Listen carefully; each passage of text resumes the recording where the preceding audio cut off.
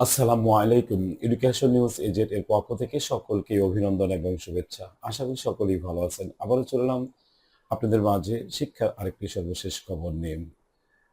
বাংলাদেশ কৃষি বিশ্ববিদ্যালয়ের সভা সমাবেশ বন্ধ ঘোষণা, শুরু হতে যাচ্ছে ক্লাস। বিস্তারিত জানতে ভিডিওটি শুরু থেকে শেষ পর্যন্ত সাথে থাকুন। আর আপনি যদি আমার এই চ্যানেলে নতুন হয়ে থাকুন তাহলে আপনাকে একটু অনুরোধ করব চ্যানেলটিকে সাবস্ক্রাইব করে রাখার জন্য। শিক্ষামূলক যে কোনো আপডেট নিউজ পেতে আমাদের সাথে থাকুন। আর যারা ইতিমধ্যে চ্যানেলটিকে সাবস্ক্রাইব করেছেন তাদেরকে অসংখ্য ধন্যবাদ। চলুন বিস্তারিত জানা যাক।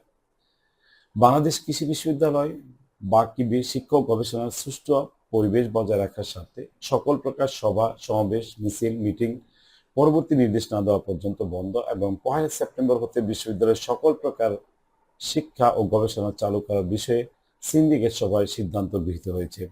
বুধবার ২৮ আগস্ট বিশ্ববিদ্যালয় সিন্ডিকেট জরুরি অধিবেশনের শেষে ভারপ্রাপ্ত রেজিস্ট্রার ডক্টর মোহাম্মদ হেলাল উদ্দিন স্বাক্ষরিত এক বিজ্ঞপ্তিতে এসব বিষয়ে জানানো হয়।